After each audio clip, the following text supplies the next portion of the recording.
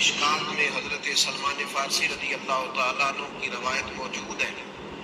فرماتے ہیں نبی کریم علیہ السلام نے شعبان کے آخری دن اور رمضان سے ایک دن قبل ہمیں باقاعدہ خطبہ دیا، باقاعدہ.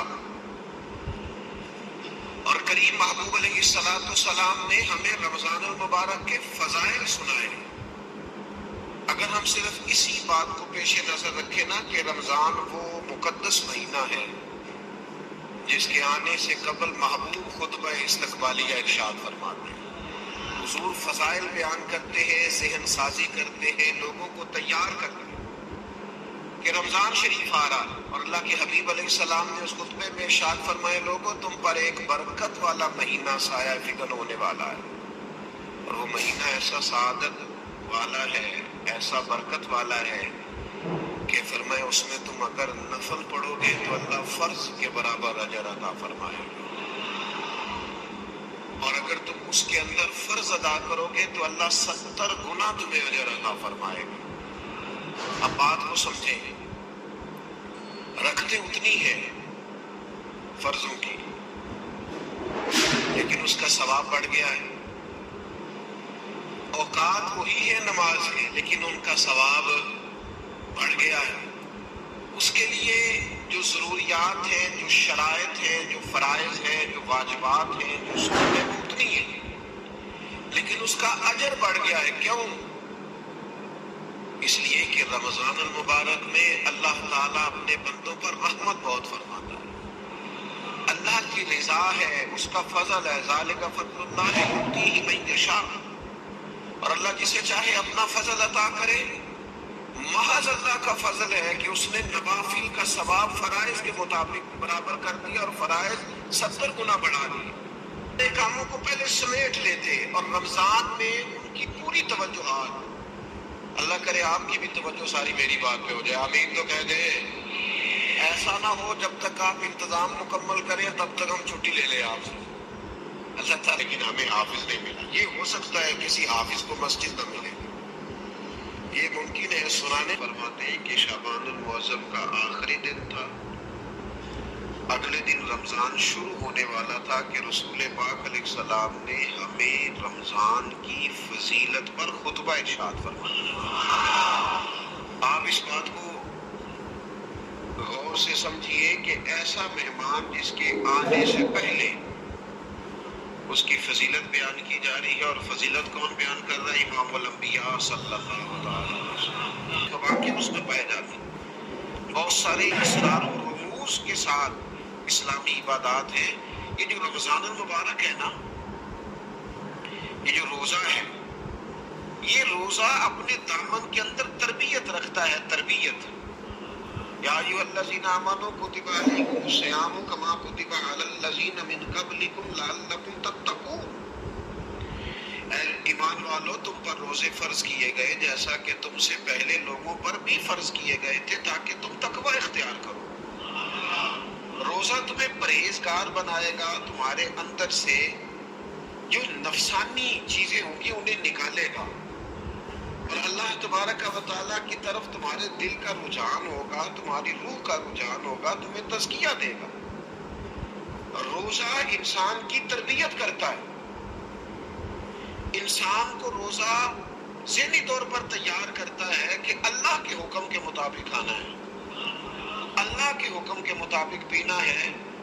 سب سے بڑا مسئلہ اس دور کا رزق حلال کا حصول ہے اور حرام سے اجتناب ہے. تو روزہ ہمیں یہ سبق پڑھاتا ہے کہ ہم وہی کھائیں گے اور اسی وقت کھائیں گے جو کھانے کا ہمیں ہمارے رب نے حکم ارشاد فرمایا ہے، اور جس سے اللہ رسول منع کر دیں گے جتنی مرضی چمک دمک اپنے دامن میں رکھے، جتنی مرضی، لیکن ہم وہی لیں گے جو ہمارے لیے جائز ہے. آپ غور فرمائیے، روزہ لعلکم تتقون، روزہ تمہیں پرہیزگار کرتا ہے. بہت سارے لوگ ایک بات کرتے ہیں کہ عادتیں نہیں بدلی جاتی. یار کوشش کرتا ہوں لیکن میری عادت نہیں تبدیل ہوتی. میں آپ کو ایک رائے دینے لگا ہوں، مشورہ دینے لگا ہوں. میں آپ سے یہ عرض کرنے لگا ہوں کہ موقع آیا ہے رمضان شریف کا. رمضان میں نا بندہ روٹین میں اپنی عادتیں بدلتا ہے کہ کسی کو سویرے 7 بجے کھانے کی عادت ہے، کسی کو 9 بجے کھانے کی عادت ہے، کوئی صبح ناشتہ نہیں کرتا، دوپہر میں ہی کھاتا ہے، لیکن رمضان آیا تو عادت بدل گئی۔ 7 بجے والا بھی نہیں کھا رہا، 9 بجے۔ پاک صلی اللہ تعالی علیہ وآلہ وسلم نے پتہ روزے دار کی فضیلت کیا بیان فرمائی؟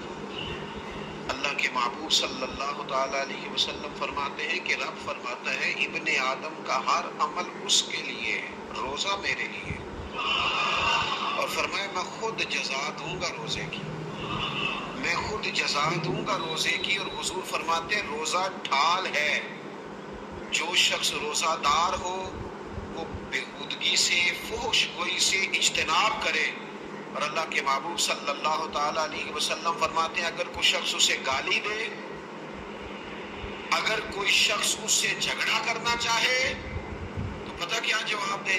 اسے کہے بھئی میں روزے دار ہوں، میرے منصب کا تقاضا نہیں کہ میں تیرے ساتھ الجھوں۔ اور رسول پاک صلی اللہ علیہ وسلم فرمانے لگے اوہو اتنی بڑی بات۔ حضور فرمانے لگے، یہ صحیح مسلم کے لفظ ہیں، کریم محبوب فرمانے لگے مجھے اس رب کی عزت کی قسم جس کے قبضے میں محمد عربی صلی اللہ علیہ وسلم کی جان ہے، حضور فرماتے ہیں روزہ دار کے منہ کی خوشبو اللہ تعالیٰ کے نزدیک قیامت کے دن مشک کی خوشبو سے بھی زیادہ وقت والی ہوگی۔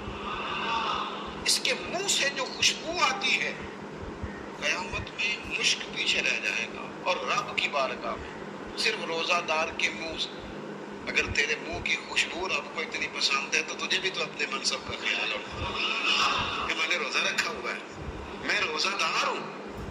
اور میرے نبی پاک علیہ السلام کے یہ 2 لفظ ہیں نا، وہ صوفیاء ہیں نا، اللہ کے نیک بندے جو ساری زندگی تڑپتے رہے کہ کبھی اے حقیقت منتظر نظر آنا لباس مجاز میں، کبھی مالک ایک دفعہ کبھی تیرا جلوہ ملے، کبھی اے حقیقت منتظر نظر آنا لباس مجاز میں، لاکھوں سجدے تڑپ رہے ہیں میری جبین نیاز میں۔ اور جو ساری زندگی کہتے رہے کہ ہم تو عمر دراز مانگ کے لائے تھے 4 دن، 2 آرزو میں کٹ گئے، 2 انتظار میں، کہ دیکھو انہیں انعام ملنے لگا۔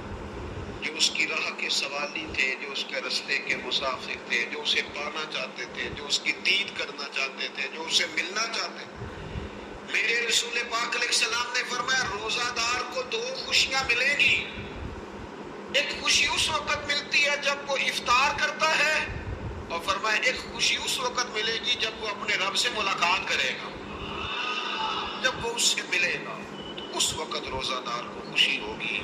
میرے دوستو خوشی تو جو ہوگی سو ہوگی تو بنائے کہ میں نے رات کھڑے رہنا ہے اور اپنے رب کی عبادت کرنا ہے۔ تراویح کو ذرا ذوق سے آپ اگر تھوڑا ارادہ کر لیں گے نا، یعنی کوئی ایسا مشکل کام نہیں، میری تو رائے یہ ہے کہ پہلے 3-4 دن ذرا جم کے ذہن بنائیں اور تھوڑا سا نا روٹین کو بدلنے کی کوشش نہ کریں۔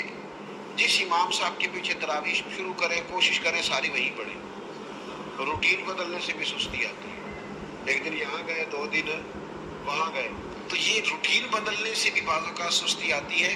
کوشش کریں ایک جگہ پہ قرآن شریف سننا شروع کریں اور پھر پورا قرآن مجید وہیں پہ سنیں، اور تھوڑا ذہن بنائیں۔ میں نے دیکھا ہے ہمارے استاد صاحب اس طرح کیا کرتے تھے کہ بہت تھوڑا کھانا افطاری کے وقت، تھوڑا، اور ان سے کہا جاتا بزرگ آدمی ہے اتنا کم کھانا کیسے نظام چلے گا؟ تو فرماتے تھے میں 1 چپاتی اور آدھی چپاتی کھا لوں گا لیکن تراویح کے بعد، اب اگر زیادہ کھانا کھاؤں گا تو طبیعت میں سستی آئے گی، میرے لیے کھڑا ہونا مشکل ہو جائے گا۔ سادہ سا کھانے کے ساتھ افطاری کی جائے گی، اور تراویح کے لیے اپنے آپ کو ذہنی کہاں ٹائم ملتا ہے سارا سال قرآن پڑھنے سننے کا؟ یہ تو اللہ نے موقع عطا فرمایا ہے، تو تھوڑا سا اگر دلچسپی پیدا کی جائے، بڑا بڑا سونا قرآن مجید پڑھا جاتا ہے مساجد میں، بچے بڑی بڑی خوبصورتی سے، تو اللہ کا شکر ہے جگہ جگہ پہ۔ اور مساجد کے علاوہ بھی میں نے دیکھا ہے ہم سے لوگ مطالبہ کرتے ہیں کہ ہماری فیکٹری میں رات کو بھی کام ہوتا ہے، اتنے سارے ورکر ہیں تو بچہ کوئی مل جائے قرآن شریف سنائے، فلانی جگہ بھی اتنے لوگ ہیں تو اگر موقع مل جائے، تو اگر تھوڑا ذہن بنایا جائے، شوق پیدا کیا جائے تو اللہ تعالیٰ فضل فرماتا ہے، انسان کو طاقت ملتی ہے کھڑے رہنے۔ ایک تو تراویح روزہ، تراوی، اور تیسری بات ہے سحر اور افطار۔